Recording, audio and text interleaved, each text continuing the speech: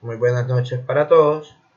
Mi nombre es Luis Hernando Pérez, integrante del grupo 21-20-19 raya al piso 34, conformado además por Haider Castilla, Carlos Julio Sosa y Aini Paola Sánchez, de la materia de Estática y Resistencia de Materiales de la Universidad Nacional Abierta y a Distancia, bajo la tutoría del ingeniero Yonerison Barbosa.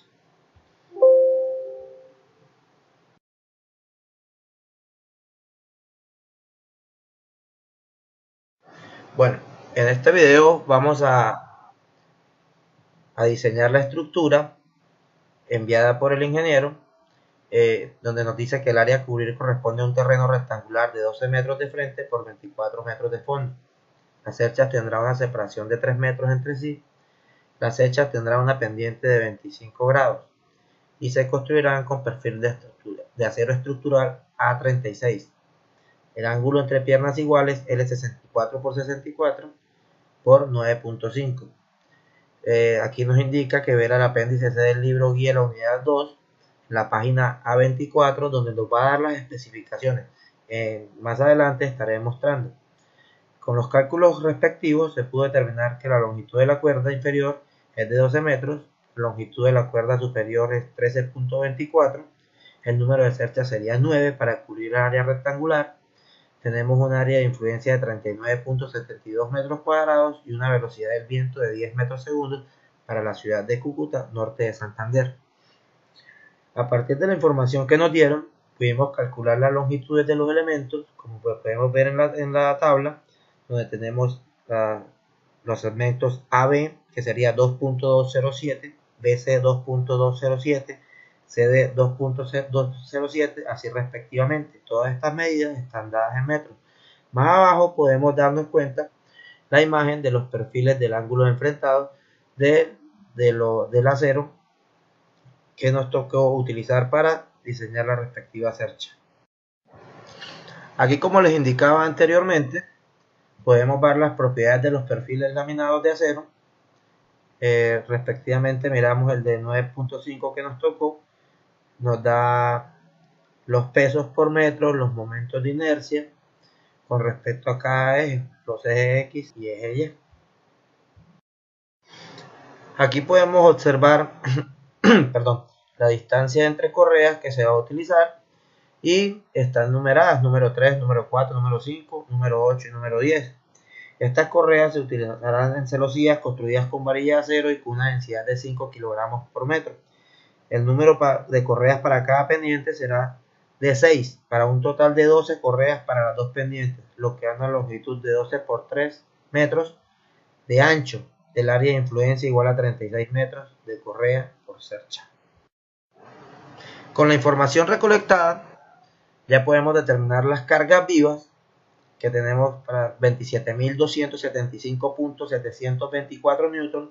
Calculamos las cargas muertas que están dadas por el peso propio de la cercha, el peso de las correas, el peso de las tejas, las cargas de viento y la carga total que nos da 43.816.788 newton.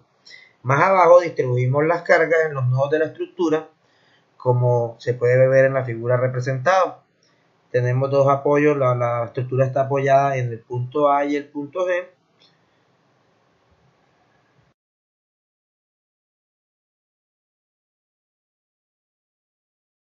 Bueno, ya aquí para empezar a darle la solución a las reacciones, hacemos las sumatorias de fuerzas en X igual a 0, donde hacia la derecha todo es positivo, sumatorias de fuerza en Y, donde todo hacia arriba es positivo, y la sumatoria de momentos, donde el sentido horario será el positivo. Con estas respectivas ecuaciones podemos determinar las reacciones Gx, AX, Gx y AY, para empezar a determinar por el método de los nodos si cada elemento está trabajando en tracción o en compresión. Ya empezando a solucionar por el método de los nodos de la estructura, vamos a realizar el cálculo de los valores de la fuerza a las cuales están sometidos los elementos por el método de los nodos. Teniendo en cuenta que la estructura es simétrica, se calcularán los nodos A, L, B, K, C y D. Luego los elementos gemelos de la parte derecha tendrán los mismos valores de fuerza. Esto nos ahorrará mucho trabajo perdón, porque solo tendremos que hacer la mitad de este. Tomaremos nuevamente las sumatorias de fuerzas positivas hacia la derecha en el eje X, la sumatoria de fuerzas en Y positivas hacia arriba. Vamos a suponer que todos los elementos estarán en tensión. Para esto se dibujarán siempre las fuerzas de los elementos saliendo de los nodos. Si el valor resulta negativo, significa que está en compresión, y si resulta positivo, obviamente estará en tensión. Se colocan las ecuaciones en X y en Y para el equilibrio de partículas en cada nodo y se solucionan por el método de eliminación de Gauss-Jordan. Aquí tenemos el nodo A, donde actúan las fuerzas de reacción AY, la fuerza de carga que apunta a ese nodo, que es 3.6.55 kN, el elemento AB y el elemento AL. Aquí, como nos podemos dar cuenta, hacemos nuestras sumatorias de fuerza en X y en Y llegamos al resultado de que el elemento AB nos da un menos 43.242 kN. El signo negativo nos indica que está trabajando a compresión. Y el elemento AL, 39.191 kN, el signo positivo nos indica que es tensión. Después vamos a trabajar en el nodo L, donde nos concurren los elementos AL, LB y LK. Repetimos el mismo procedimiento que se hizo para el nodo anterior. Así sucesivamente lo seguiremos haciendo para poder determinar. Hacemos sumatoria de fuerzas en X, donde el elemento LB no está sometido ni a compresión ni a tensión. Esto se llamaría un elemento de amarre, lo que nos da igual a 0. Mientras que el elemento LK sí está trabajando a tensión a 39.191 kN. Bueno, venimos al nodo B. Ya conociendo algunos valores, volvemos a hacer lo mismo, sumatorias en X, sumatorias en Y, eliminación por Gauss-Jordan, y llegamos a la conclusión de que BC es igual a menos 34.594 kN, compresión, vuelvo y digo porque es signo negativo, y BK también en compresión. Analizamos el nodo K, hacemos las sumatorias de fuerzas en X, de todos los elementos que concurren, y también lo mismo lo hacemos para las sumatorias de fuerzas en Y, donde tenemos un valor de KJ de 31.352 kN y de, 31.352 kN y KC 3.655 kN, los dos trabajando en tensión. Lo mismo hacemos para el nodo C, donde hacemos las sumatorias de fuerzas en X, sumatoria de fuerzas en Y, hacemos eliminación por Gauss-Jordan y llegamos a los resultados del elemento CD, menos 25.945 kN, trabajando a compresión, el elemento CJ 10.718 kN, trabajando también a compresión. Continuamos con el nodo D. Hacemos la misma operación, sumatoria de fuerzas en X, sumatoria de fuerzas en Y, eliminación de Gauss-Jordan por Gauss-Jordan, y llegamos al resultado del elemento DE igual a 25.945 kN en compresión y DJ 14.62 kN en tensión. Bueno, aquí tenemos que por simetría, como lo habíamos dicho anteriormente, los resultados de todas las fuerzas internas de los elementos son. Aquí tenemos nuestra tabla resumen donde dice los nodos gemelos AB y FG. La fuerza sería de menos 43.242 que trabaja a compresión. Y así sucesivamente tendremos todos los resultados que obtuvimos a partir del método de los nodos. Ahora utilizaremos otro método que nos sirve también para calcular las fuerzas internas de cada elemento. Se llama el método de las secciones. Con este método de las secciones lo que hacemos es seccionar, valga la redundancia, como su nombre lo dice, la estructura. Hacemos un corte y aplicando una sumatoria de momentos, en este caso a conveniencia alrededor del punto B, podemos calcular el valor de la fuerza interna del elemento LK, que nos daría 39.175 kN en tensión. Si miramos en la tabla que habíamos hecho por el método de los nodos, nos da 39.191. Nos da relativamente, nos da muy similar. No nos da igual por las aproximaciones decimales que se han despreciado. Pero nos podemos dar cuenta que llegamos a un resultado muy igual.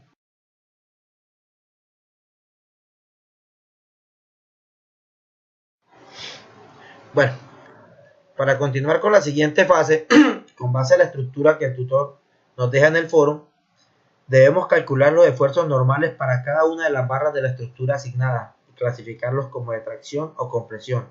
Presentar los valores de esfuerzo en una tabla resumen. Calcular los factores de seguridad para cada una de las barras de la armadura seleccionada. Los elementos de tracción se verificarán bajo esfuerzo. Los elementos de compresión se verificarán bajo carga crítica, como columnas de Euler. Si para alguna barra el factor de seguridad es menor que 3, se debe redimensionar el elemento. Presentar los valores de factor de seguridad en una tabla resumen. Entonces, más adelante vamos a separar los elementos en tensión y los elementos en compresión para hacer el respectivo análisis de su factor de seguridad. Aquí en esta tabla que habíamos visto anteriormente en el apéndice C, son las propiedades de perfiles laminadas del acero. A partir de este podemos determinar los momentos de inercia en el eje X o eje Y de nuestro perfil enviado por el ingeniero.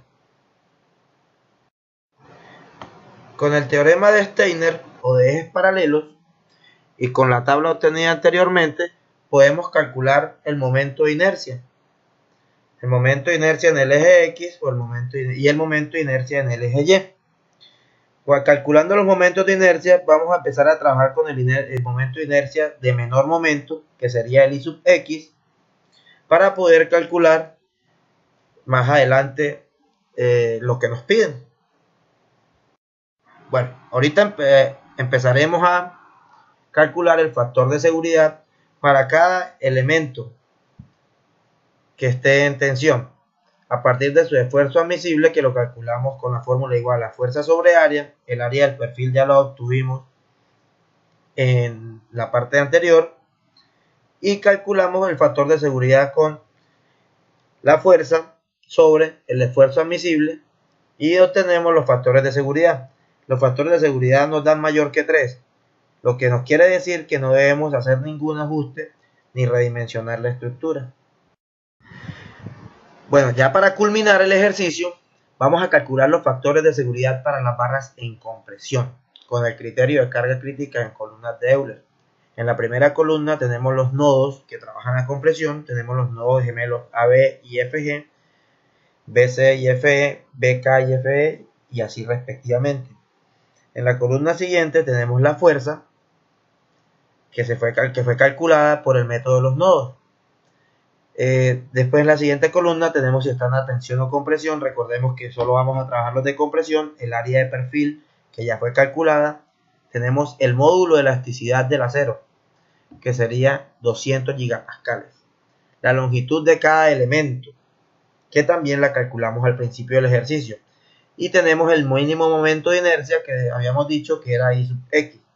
Ahora calculamos la carga crítica con la fórmula que sería: carga crítica es igual a P al cuadrado por módulo de elasticidad por el momento de inercia sobre la longitud al cuadrado.